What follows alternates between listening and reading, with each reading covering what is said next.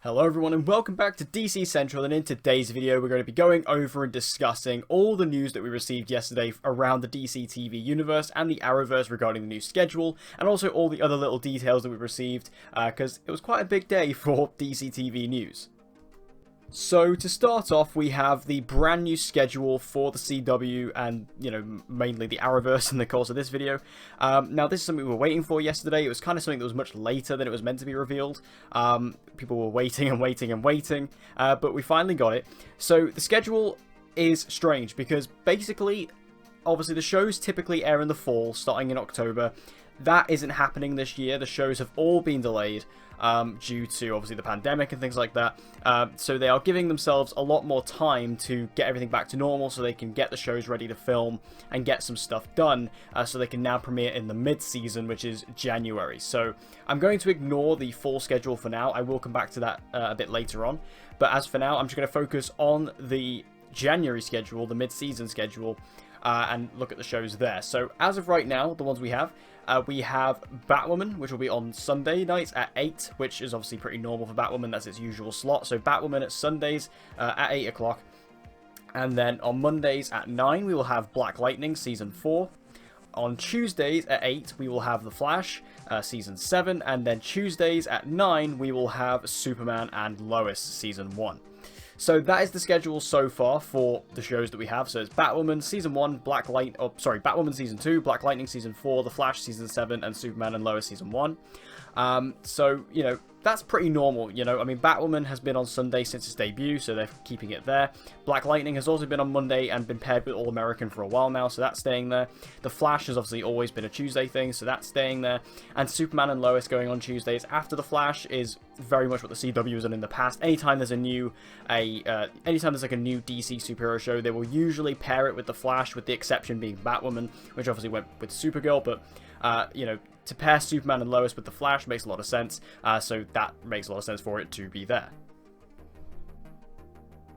Now, as I'm sure you would have noticed, Supergirl and Legends are both missing from this slate, and that is because they have both been confirmed to appear in the mid-season, which in this particular case is April. So in regards to Supergirl, the reason why Supergirl's been delayed even further is because basically it's to do with Melissa and her pregnancy. Of course, it's going to get to a certain point within the next couple of months where Melissa's just not going to be able to film, which, unlike someone like Danielle Panabaker, who of course was pregnant during the season of The Flash, who was able to film pretty much up until the end, she was able to hide it and stuff like that. She was able to, have a lot of scenes where she wasn't really involved in the action. She was just kind of there, and she was able to cover it with blankets and stuff like that. But Melissa can't really do that because obviously she is the lead of the show, and also because she is Supergirl, she will be more than likely wearing the suit in every single episode, and that suit is pretty tight-fitting. It doesn't really accommodate for a baby bump, so it's not really possible for Melissa to continue filming up until a certain point. So that's basically why Supergirl's been delayed. They have just, given Melissa the time to go through the pregnancy, having the baby, and then also spend some time with the baby and things like that when it's born. And then when all things are sorted and, she feels comfortable to come back, she'll be able to come back and start filming Season 6. And then in regards to Legends of Tomorrow Season 6, that has been delayed, I think, purely because if you think about it, Legends always debuts in the mid-season anyway. Like, Legends would usually debut in January, but given the fact that these other shows are now debuting in January, Legends is going to basically take the fall and now appear in probably around April, May, like probably around this time. And that will be where that will come out, just because that's pretty normal for Legends, and that's just because Legends usually has less episodes, so it's able to kind of line up with everything a bit better. So yeah, that's probably the only reason why Legends has been delayed. I can't think of any reason other than that why Legends has been delayed, other than the fact that it does typically debut later anyway, so they've just knocked it back with Supergirl. So with the schedule out the way, the CW did actually talk about the next crossover, and they have actually confirmed that there will be a crossover next year, but it's not going to be the, typical big crossover where they're all coming together and things like that, because it's just not going to be possible. Given the fact that all the shows are going to have enough on their plate as it is, and given the pandemic and filming restrictions and stuff like that, it's going to be difficult to get that amount of people onto one set at one time. and it's also not really going to be allowed probably by the time they get to filming this stuff. So the big sort of 4 or 5 part crossovers is not going to be here this year, which, you know, if they can get away with not doing a big crossover any year, it's this year, not only because of the pandemic, but also because of, you know, they've literally just done Crisis on Infinite Earths, which is the biggest we've ever had, and probably the biggest we ever will have. So I think they can get away with having a smaller one this year, and that's exactly what they're doing. We are getting a 2-hour crossover, and it will be a crossover between Batwoman and Superman and Lois. So obviously Superman and Lois, the new series, and also Batwoman, they are going to be having a small 2-hour crossover, and that will be our, you know, main crossover for the year. Now, this is cool. I think it's really interesting that they're bringing in Superman and Lois into the crossover already, and pairing it with Batwoman is not what I expected, especially because it's on the same night as The Flash. I would have thought the crossover would have been Superman and Lois and The Flash, if anything, especially because The Flash is obviously the most popular show on the network. It's also the leading force behind everything, so I thought, yeah, Flash would surely be involved, but no, Superman and Lois and Batwoman, which I think that's a cool pairing. You know, I think, you know, having Batwoman and Superman together in the same crossover will be fun. We've kind of seen that before, but it's going to be cool to have it again.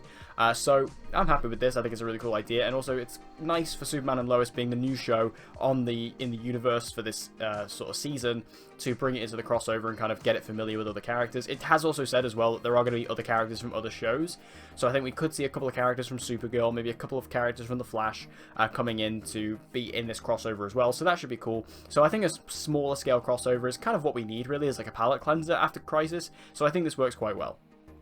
And speaking of Superman and Lois, we actually got the first official poster for that, which we'll throw up on screen now. This is a pretty cool poster. I've seen a lot of people hating on it, but I actually think it's really cool.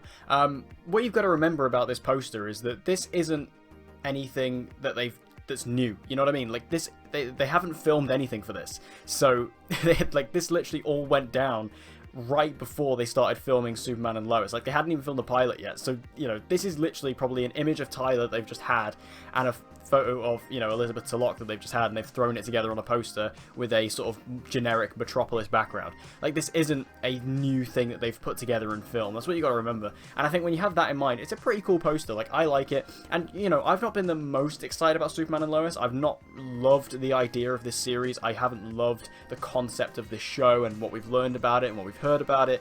Of course I'm going to watch it. It's in the Arrowverse. Of course I'm going to watch it. But I've not been that excited about it. But now that it's actually happening and we're starting to get news and we get this first, like, official look poster, I think it's pretty cool. And I'm getting pretty excited about it now. And now that we know, like, it's got an official, you know, release date, it's got, you know, ties in with Batwoman, with that crossover, I'm actually getting pretty excited about it. So, you know, this poster did a lot for me. I think it looks really cool. And I'm excited to see, you know, some more official looks at it when it actually gets filming. Now, I said I'd go back to the full schedule, so that's what this bit is here. Now, the full schedule is basically just a bunch of fluff. There's not really anything there. But what is going to be there is Swamp Thing, which is the DC Universe series, which got cancelled before the first season had even finished filming. Now, that series was actually very well received, but apparently just no one watched it. But the CW have actually acquired the rights to it, or at least the network distribution rights. They're able to debut it on their network. So they're going to be showing Swamp Thing in the fall, which is really cool, actually. I think that's a really smart move to get people engaged, to keep people on the network, and also for a show like Swamp Thing, which is, you know, it's all done. They don't have to do anything for it other than market it. I think it's really clever. I think it's good that they just have a show ready to go, and they can just pump it out throughout, you know, fall and sort of run it up until Christmas. I think that's a really smart idea. And, you know, that can keep DC fans like us kind of waiting on it, and, you know, we can watch that while we wait for the other shows to come back. And obviously, you know, many of the DC fans, you know, many of you watching this have probably already watched Swamp Thing, especially if you live in the US, you have DC Universe. I mean, Swamp Thing is actually an Amazon Prime exclusive here in the UK. I've not watched it myself, but I am planning to. You know, I think it's really cool to actually debut Swamp Thing on the CW, because it just keeps people there, it keeps the audience engaged, and hopefully it will give life to Swamp Thing, because obviously it was cancelled literally before the season had even finished filming. They didn't get the full season run. I think it'd be really good if this actually gives new life to Swamp Thing, and then maybe there can be discussions where perhaps Swamp Thing can just come over to the CW and they can produce it, because, you know, it's clear that the DC Universe is just a failed streaming service. Like, I hate to say it, but it is. I mean, Doom Patrol Season 2 isn't going to be on there. That's going to HBO Max. Obviously, Stargirl is literally debuting on the CW the day after it does on the DC Universe. And then Swamp Thing was cancelled. Like, Titans is basically the only thing they have. So, you know, I think it makes sense to bring Swamp Thing over. The only problem with Swamp Thing is that apparently it is quite a dark and violent and gruesome show, which obviously doesn't really fit in with the CW. So they might have to change it and alter it a little bit. But for the most part, I think it would be a pretty nice fit on the CW, and I'm excited to see what they do with it, especially because here on the CW we have Constantine. It'd be cool to actually see them interact, especially because in Season 4, Constantine actually name-drops Swamp Thing, so it'd be cool to kind of bring that in. So I'm excited. I think it could be cool. And again, I haven't seen the show myself, but I am planning to, and I think it's a really smart move to bring it onto the CW. And the final thing I want to talk about is Green Arrow and the Canaries, which is of course the Arrow spin-off that we've kind of been waiting to hear news about. A lot of people took it as given, especially recently, and after this schedule was released, that Green Arrow and the Canaries is dead. It was not going to happen. But Mark Pedowitz, who is the sort of head over at the CW, he said that both Green Arrow and the Canaries and also the Legacy spin-off is actually still very much alive at the CW. So apparently they're not dead. Apparently they're still working on it. They're still trying to figure things out and stuff like that. So Green Arrow and the Canaries is not dead. Personally, you know, I've said about Green Arrow and the Canaries, I do want this show to happen. Like, I think they've set it up well enough. I think it could be a good spin-off for Arrow. And of course, you know, with my thoughts on Season 8, I think Season 8 will feel even worse, in my opinion, if the show doesn't happen, because it would all have been for nothing. But it's nice to know that they are still working on it, especially because, you know, as an Arrow fan, I would like to see a spin-off, especially, you know, with Laurel and Dinah and stuff. So, you know, it's nice to hear that it is still alive. They are still working on it. I think they just wanted to focus on getting all the shows that they already have kind of up and running and going and give them a place before they start focusing on these new shows. Because they did reveal some posters for other new shows as well, like Kung Fu and stuff like that, which look really cool. But I think they want to focus on the shows they already have on the air before they actually start, you know, delving into the new shows with like Green Arrow and the Canaries. So, you know, Green Arrow and the Canaries is still alive, it's still kicking, so hopefully we'll get some news about that over the next couple of months as the other stuff starts to kick off.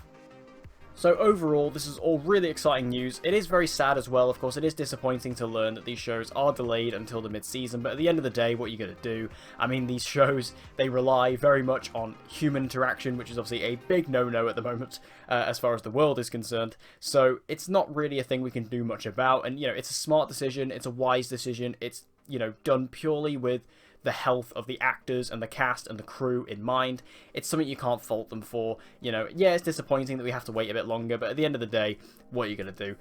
But, you know, with that as well, we also got, you know, our first little details on the crossover, which is always exciting. We also got a first look at Superman and Lois. Swamp Thing's coming to the CW, and we know that the spin-offs are still alive out there. So, you know, it's still a pretty positive news day as far as I'm concerned. So, I think it's a pretty good day. But what do you guys think about this news? Make sure you let me know your thoughts in the comments down below. Whatever you think about it, let me know. And as always, guys, if you want to see more DC content like this and you want to stay up to date with all Arrowverse news, make sure you subscribe and hit that notification bell so you don't miss any uploads from me. And I hope to see you guys again next time.